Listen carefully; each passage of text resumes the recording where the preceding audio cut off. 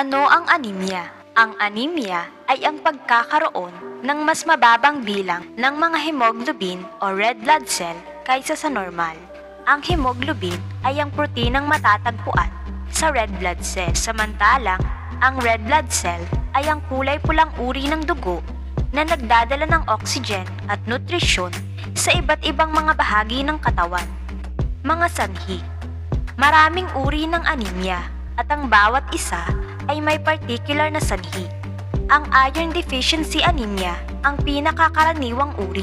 Iba't iba ang mga sanhi ng anemia. Maaaring ito ay dulot ng pagkawala ng labis na dugo o kaya naman ay hindi nakagagawa ang katawan ng sapat na dami ng mga red blood cell. Dagdag pa dito, may mga pagkakataon din na sinisira ng mismong immune system ng katawan ang mga red blood cell. Kaya ang mga ito ay umuunti.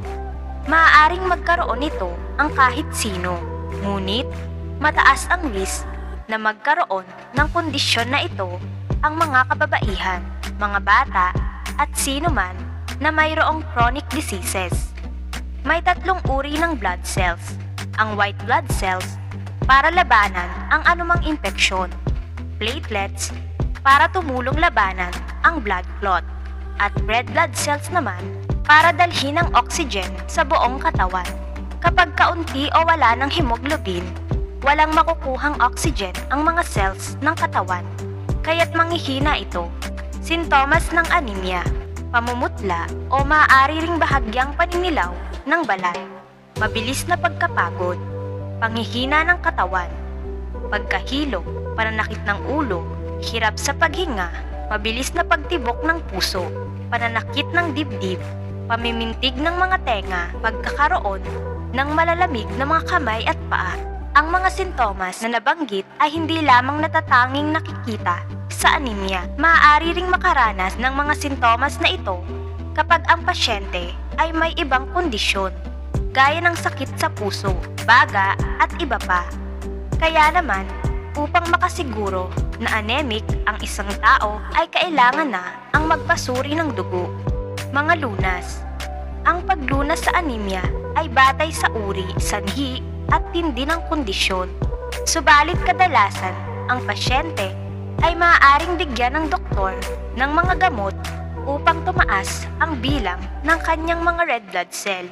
Maaari ring salinan ng dugo ang pasyente kapag malubha na ang kondisyon. Bukod sa mga nabanggit, maaari ring payuhan ng doktor ang pasyente na sumailalim sa espesyal na dieta upang gumaling mula sa kondisyong ito. Pag-iwas. Ang ibang mga uri ng anemia, lalo na ang mga uring namamana, ay hindi naiiwasan. Subalit, maaari namang makaiwas sa ibang mga uri nito sa pamamagitan ng mga sumusunod. Kumain ng mga pagkaing mayaman sa iron, folate, vitamin B12 at vitamin C. Karaniwang matatagpuan ang mga mineral at bitaminang ito sa mga mapupulang karne, mani, mabeberde, madadahon at mabubutong gulay, at makukulay at maasim na prutas. Kung bibili ng mga cereal at tinapay, mas mainam na bumili ng mga produktong iron fortified. Uminom ng mga supplement, lalo na kung isang vegetarian, sapagkat maaaring hindi sapat ang mga mineral at bitamina na nakukuha sa pagkain ng mga gulay lamang. Bawasan ang pag-inom ng mga inuming may caffeine, gaya ng tsaa at kape, sapagkat ang mga ito ay nakaaapekto sa pagproseso ng iron sa katawan. Kung buntis, siguraduhing iniinom ang mga iniresetang vitamin at supplement ng doktor. Ugaliin ding kumain ng balanse at masusustansyang pagkain upang maiwasan ang pagkakaroon ng sugat o injury. Magsuot ng mga protective gear, lalo na kung nagtatrabaho sa mga mapapanganib na lugar gaya ng minahan, construction site at iba pa. Mga uri. Mayroong iba't ibang uri ng anemia na nararapat na malaman. Bawat isa ay may kaakibat na sintomas na maaaring maranasan ng tao na mayroon ito. Ang bawat isang uri ng anemia ay dapat tugunan ng tamang anemia treatment. Iron deficiency anemia. Ang iron deficiency anemia ay ang pinakakaraniwang uri ng anemia. Ito ay ang pagkakaroon ng kakaunting red blood cells dahil hindi sapat ang iron sa katawan, sanhi ng poor diet, madalas na pagdodonate ng dugo, blood loss due to menstruation para sa kababaihan, at pagkakaroon ng kondisyon sa digestive system.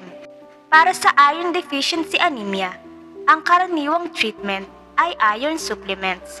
Maaaring uminom ng ferrous sulfate o folic acid na supplements tablet once a day na mabisa para sa production ng healthy at sapat na red blood cells sa katawan. Vitamin B12 deficiency anemia. Ang vitamin B12 deficiency anemia naman ay ang kakulangan ng nasabing bitamina at folate sa katawan, gaya ng iron. Importante ito para makapag-produce ng healthy blood cells. Kadalasan, ang kakulangan nito ay dahil sa poor diet. Para sa kondisyon na ito, maaaring uminom ng vitamin B12 supplements. Importante rin na palaging kumain ng pagkain na mayaman sa bitaminang ito, gaya ng isda, itlog at gatas. Chronic diseases anemia. Ang chronic diseases anemia ay nakukuha sa mga karamdaman gaya ng cancer, rheumatoid arthritis, kidney disease, Crohn's disease, at HIV or AIDS. Ang iba pang inflammatory diseases ay nagiging sanhi rin ng anemia. Sickle cell anemia.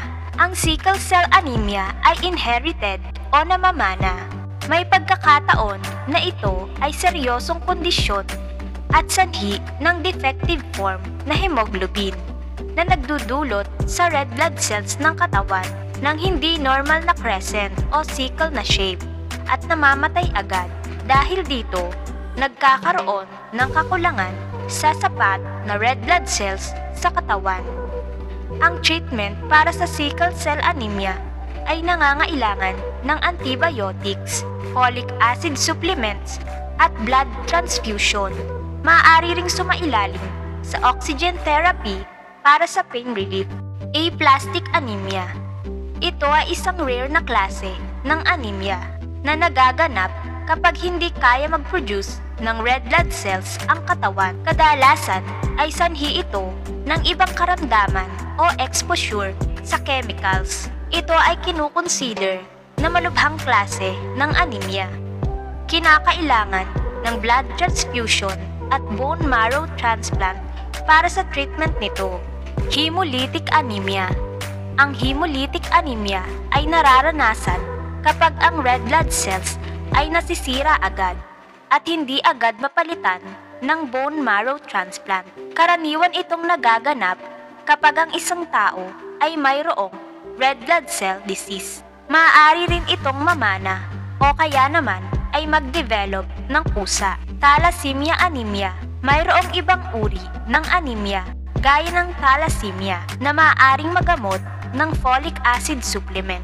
Sa ibang cases, kinakailangan ng blood transfusion at bone marrow transplant. Nagustuhan mo ba ang video? Huwag kalimutang mag-like, subscribe, and hit the notification bell for more. Thanks for watching!